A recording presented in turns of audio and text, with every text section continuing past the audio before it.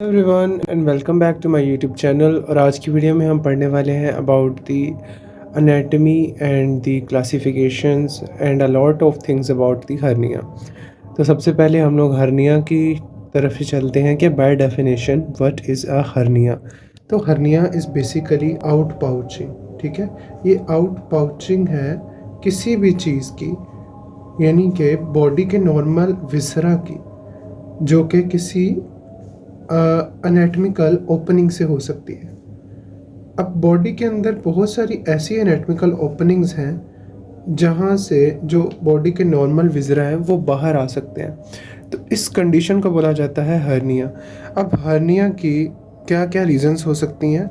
Hernia clinical practice के अंदर surgery ward के अंदर आने वाला सबसे मेजर केस होता है, तो इसीलिए इसकी इम्पोर्टेंस एनाटमी के लिहाज से बहुत ज़्यादा है। तो हर्निया की मेजर काजेज़ क्या क्या हो सकती हैं। इसकी मेजर काजेज़ में आ जाता है वेट लिफ्टिंग। ठीक है, अब कोई अगर बंदा वेट लिफ्टिंग करता है तो उसमें स्ट्रेनिंग की वजह से हर्निया होने के चांसेस ज़्यादा हैं। देन आ जाता है ओबेसिटी। ओबेसिटी से क्या होता है, जो हमारे फैट सेल्स हैं, जो हमारा कनेक्टिव टिश्यू है फैट, वो मसल्स के लेयर के अंदर जाके उसको वीक कर देगा, जिसकी वजह से मसल्स वीकनेस की वजह से वहाँ से आउट पाउचिंग हो जाएगी।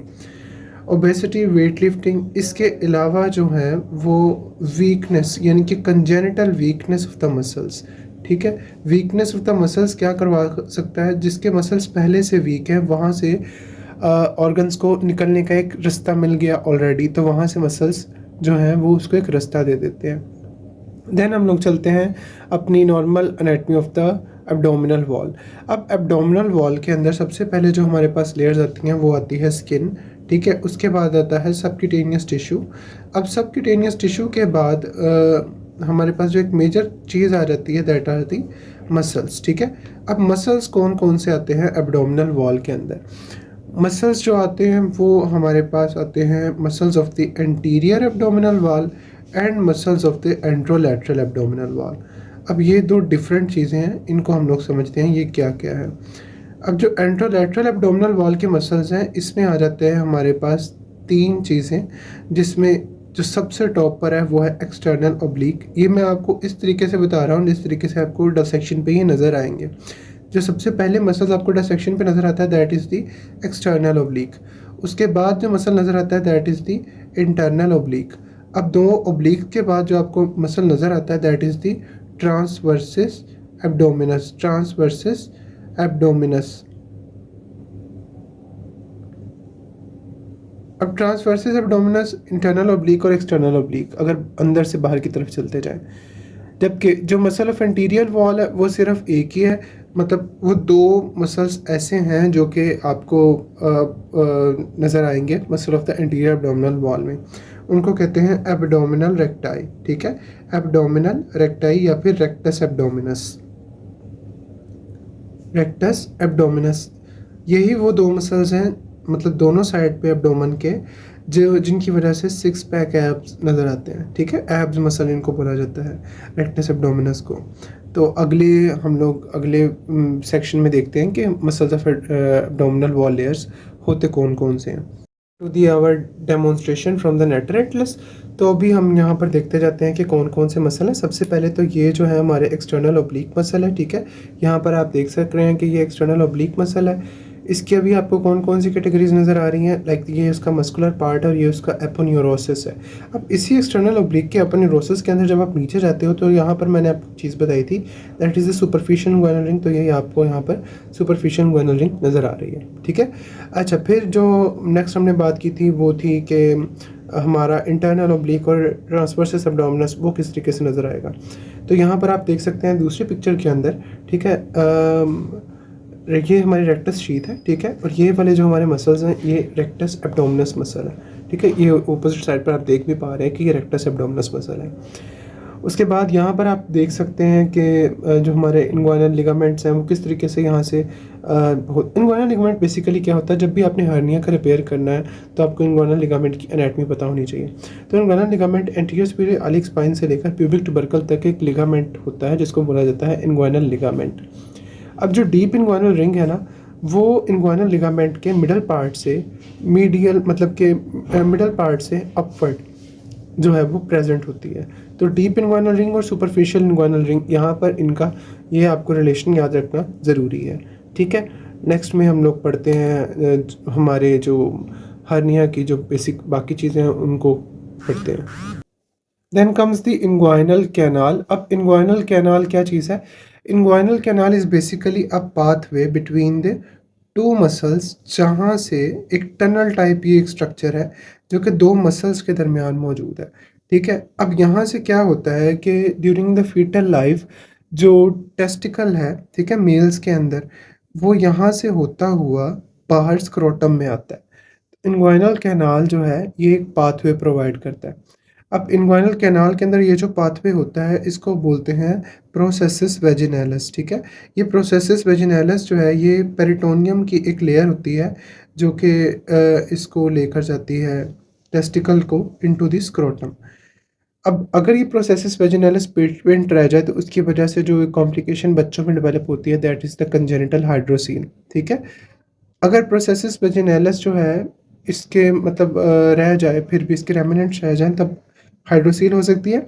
लेकिन इनग्वाइनल कैनाल जो है ये नॉर्मली भी एक पाथवे प्रोवाइड करती है from the abdomen to the scrotum. ठीक है, इसीलिए जो कुछ हर्निया है वो आपको स्क्रोटल स्वेलिंग के तौर पे महसूस होंगे। जब आप क्लिनिकल एग्जामिनेशंस में जाएंगे, आप क्लिनिकल रोटेशंस के अंदर चेक करते हैं कि बहुत सारे ऐसे पेशेंट हैं जो कि स्क्रोटल स्वेलिंग के साथ आ रहे हैं।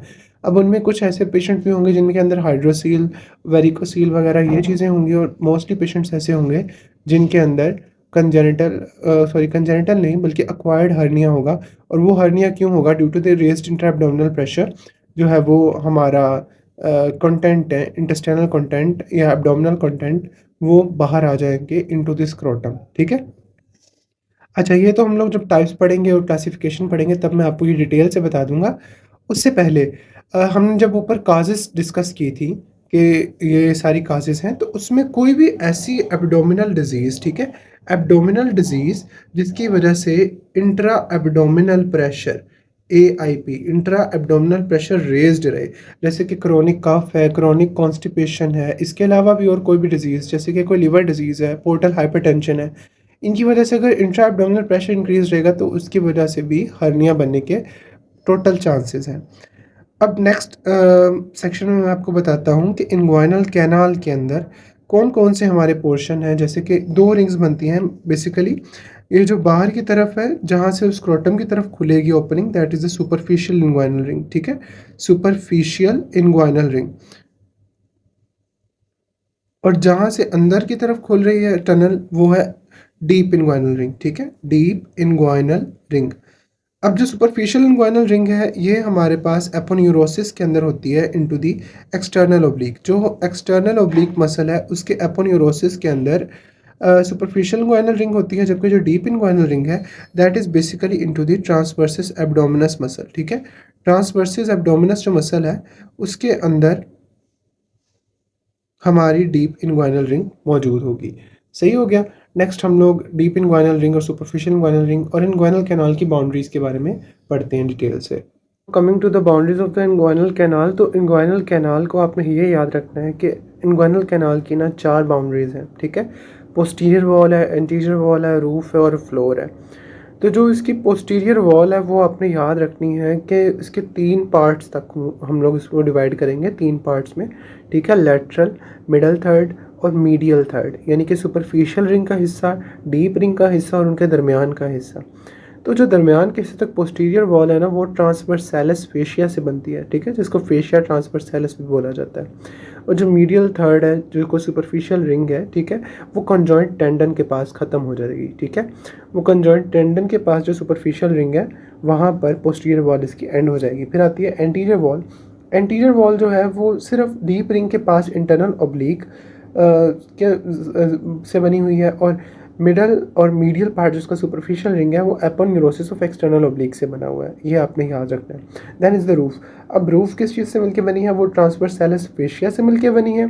और जबकि जो उसका मिडल पार्ट है और मीडियल थर्ड या फिर सुपरफिशियल रिंग वाला पार्ट है, ठीक है, वो मस्कुलोस्केलेटल यानी कि वो musculo aponeurotic arches of internal oblique and transversus abdominis, इन दोनों से मिलकर बना है। मिडल में वो इससे बना है और जब एंड पे चला जाता है तब एपोन्यूरोसिस ऑफ एक्सटर्नल ऑब्लिक आ जाता है। जबकि जो फ्लोर है वो किस चीज़ से मिलकर बना है? वो बना है इलियोप्यूबिक ट्रैक्ट इनग्वानल लिगामेंट और लेक्यूनल लिगामेंट से, ठीक है।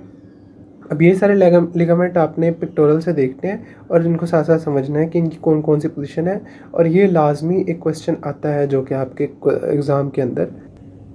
नेक्स्ट जो चीज़ आ जाती है वो है हर्निया की टाइप्स और क्लासिफिकेशन क्या है। अब हर्निया की डिफरेंट टाइप्स हो सकती हैं अकॉर्डिंग टू क्राइटेरिया, ठीक है। अगर हर्निया जो है वो एंटीरियर एब्डोमिनल वॉल पर है तो उसके और क्राइटेरिया हैं, पोस्टीरियर एब्डोमिनल वॉल के हर्निया और हो सकते हैं, ठीक है। इसके अलावा एक हर्निया होता है जिसको कहते हैं रिकरेंट हर्निया। रिकरेंट हर्निया वो होता है जहाँ पर एक बार हर्निया हो चुका है लेकिन due to the failed surgery दोबारा से हर्निया हो जाता है। एक जिसको हम बोलते हैं इंसिजनल हर्निया। अब इंसिजनल हर्निया वो वाले हर्निया होते हैं जो कि किसी इंसिजन के बाद प्रॉपर वुंड हीलिंग ना होने की वजह से बनते हैं, ठीक है। फिर कुछ ऐसे हर्निया होते हैं जहाँ पर बॉडी जो है वो नॉर्मल एक चीज़ बनती नहीं है बल्कि कोई कंजेनिटल डिफेक्ट होता है जिसकी वजह से वो हर्निया बनता है, दैट इज़ द डायाफ्राग्मेटिक हर्निया। अब ये वाले जो हर्निया होते हैं ये हर किसी के अंदर नहीं होंगे। Diaphragmatic hernia you have to perceive it into the infants और इनटू द चिल्ड्रन, ठीक है। अच्छा, इसके अलावा और कौन कौन से हर्निया हो सकते हैं? ऑब्चुरेटर हर्निया हो सकता है and the femoral hernia mostly into the females, ठीक है। अब जो एंटीरियर एब्डोमिनल वॉल के हर्निया जो मोस्ट कॉमन है उनकी अलग से मैं आपको क्लासिफिकेशन बताता हूँ, ठीक है। उनकी जो मोस्ट कॉमन क्लासिफिकेशन आती है वो तो ये है कि सबसे पहले जो आता है वो है इनग्वाइनल हर्निया। आपके जो वार्ड्स के केसेस होंगे वो सबसे ज़्यादा इनग्वाइनल हर्निया के रिलेटेड होंगे। फिर उसके बाद जो इंटीरियर एब्डोमिनल वॉल के आते हैं वो है अम्बलाइकल हर्निया। अब अम्बलाइकल हर्निया भी ज़्यादातर जो है ये in females and in children umbilical hernia मौजूद होता है। Inguinal and the umbilical hernia. आगे इन हर्निया की डिफरेंट जो है वो पैथोफिजियोलॉजी की बेस पर इसकी डिफरेंट टाइप्स हो सकती हैं, ठीक है। एक जिसको हम कहते हैं ऑब्स्ट्रक्टेड हर्निया। ऑब्स्ट्रक्टेड हर्निया ये हो सकता है, एक कॉम्प्लिकेटेड स्टेजेस हैं असल में हर्निया की। ऑब्स्ट्रक्टेड हर्निया क्या हो सकता है कि इसमें कोई ऑब्स्ट्रक्शन के सिम्टम्स आ सकते हैं जैसे कि कॉन्स्टिपेशन आ सकता है, वोमिटिंग आ सकती है। इसके अलावा जो है वो एब्डोमिनल डिस्टेंशन, ये तीन चीज़ें जब भी होंगी तो एब्डोमिनल उसको ऑब्स्ट्रक्शन बोला जाता है, ठीक है। अच्छा, इसके अलावा क्या हो सकता है? इसके अलावा इनकार्सरेशन आ सकती है। इनकार्सरेशन, इसके अलावा क्या आ सकता है हमारे पास? इन्फाक्शन ऑफ इंटेस्टाइन, ठीक है। इन्फाक्शन हो सकता है इंटेस्टाइन का। और क्या कॉम्प्लिकेशंस आ सकती हैं जो हर्निया के अंदर हो सकती हैं? इसके अलावा परफोरेटेड हर्निया आ सकता है, ठीक है। तो परफोरेशन के अंदर एक खास चीज़ यही होती है कि एब्डोमिनल ऑब्स्ट्रक्शन की सारी सिम्टम्स आती हैं, सिर्फ गार्डिंग के साथ ज़्यादा प्रेजेंट करती हैं तो उसको हम परफोरेशन कहते हैं, ठीक है। तो ये हमारी चीज़ें हो गई हर्निया की कॉम्प्लिकेटेड स्टेजेस या हर्निया की कॉम्प्लिकेटेड टाइप्स कौन सी होती हैं। इसके अंदर जो आपको मेन चीज़ पढ़नी है that is the inguinal hernia. और इनग्वाइनल हर्निया कैसे प्रेजेंट करता है, इनग्वाइनल हर्निया की क्या क्या आगे टाइप्स हैं, हम लोग ये भी एक पेक्टोरल से पढ़ते हैं। अच्छा, then comes the difference between the direct and the indirect hernia. जो डायरेक्ट हर्निया है ये ज़्यादातर जो है वो मेल्स के अंदर, मतलब दोनों हर्निया जो है इनग्वाइनल हर्निया की मेल्स के अंदर ही मोस्टली कॉमन होंगे। अब जो डायरेक्ट हर्निया है ये ज़्यादातर ऐसे मेल्स के अंदर प्रेजेंट होगा जिनकी एज ग्रेटर देन 40, यानी कि मैच्योर मेल्स के अंदर, जो कि बड़ी उम्र के आदमी हैं उनके अंदर मौजूद होगा। अब इसमें क्या होता है कि वीकनेस होती है एंटीरियर एब्डोमिनल वॉल की, जिसकी वजह से जो सुपरफिशियल इनग्वाइनल रिंग है वहाँ से जो एब्डोमिनल विसरा है, जिसमें से या तो इंटेस्टाइन भी हो सकती है या फिर जो हमारा पुलिसमैन ऑफ द एब्डोमेन जिसको हम ग्रेटर मेंटम कहते हैं वो भी हो सकती है, ठीक है। इसके अलावा क्या चीज़ हो सकती है? इसके अलावा कंजेनिटल जो है वो इनग्वाइनल हर्निया जिसको इनडायरेक्ट हर्निया कहते हैं, वो मैंने आपको बताया कि प्रोसेसिस वेजिनैलिस एक चीज़ होती है जिसकी वजह से जो हमारा टेस्टिकल है वो पोस्टीरियर एब्डोमिनल वॉल में बनता हुआ एंड पर आकर after the into the foetus life ही बल्कि वो स्क्रोटम में आ जाता है, ठीक है। तो अगर ये पेटेंट रह जाए तो उसकी वजह से भी एक रिस्क होता है उन मेल्स के अंदर कि वहाँ पर हर्निया डेवलप हो जाए, तो उस केस में ये इनडायरेक्ट हर्निया की वजह से होता है, ठीक है। उसको हम इनडायरेक्ट हर्निया कहते हैं।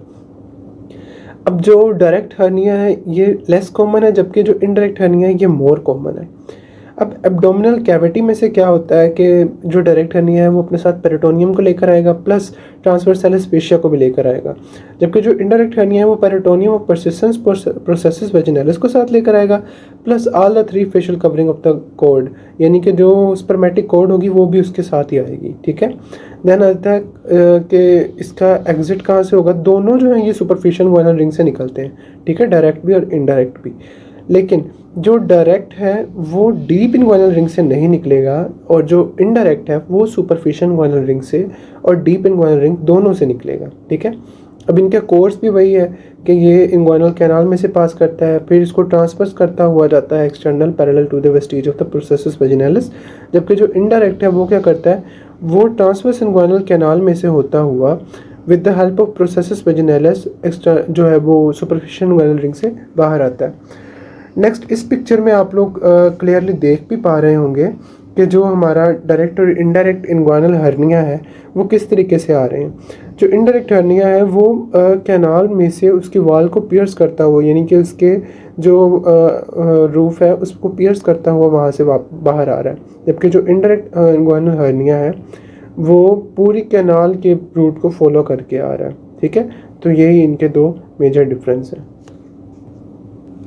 अच्छा, नेक्स्ट आ जाती हैं क्लिनिकल इम्प्लीकेशंस। तो क्लिनिकल इम्प्लीकेशंस क्या हो सकती हैं। अब जो हमारे पास पेशेंट आया है विद द हर्निया, वो किस किस कंप्लेन के साथ आ सकता है। वो कॉन्स्टिपेशन के साथ प्रेजेंट कर सकता है, वो बॉडी स्वेलिंग के साथ प्रेजेंट कर सकता है।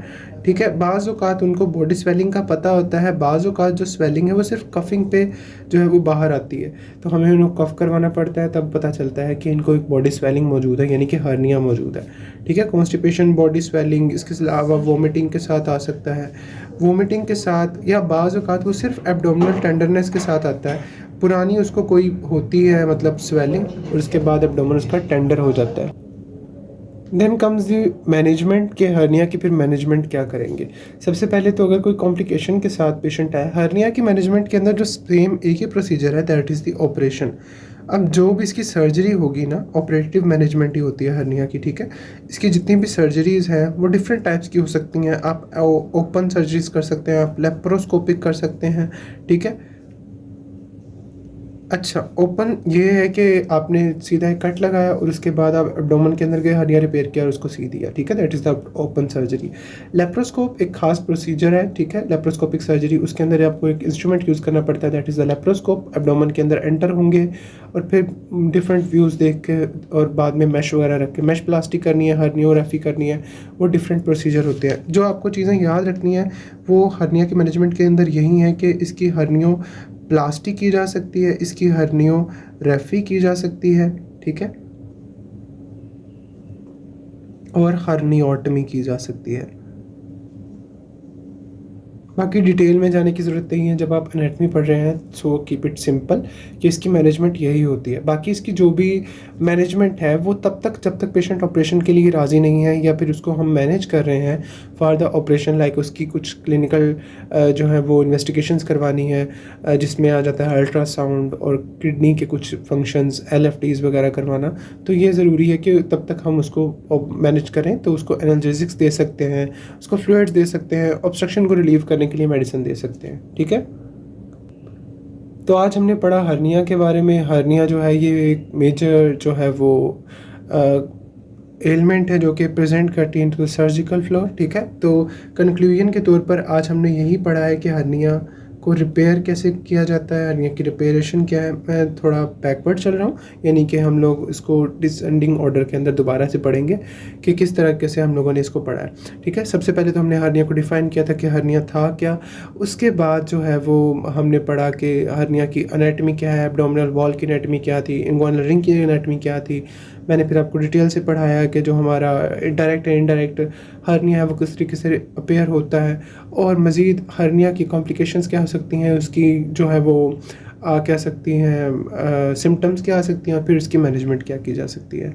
So that was all for today. Thank you so much for watching this video. अगर आपको वीडियो अच्छी लगी हो तो वीडियो को लाइक कीजिएगा और चैनल को सब्सक्राइब कीजिएगा। Thank you so much. अल्लाह हाफिज़।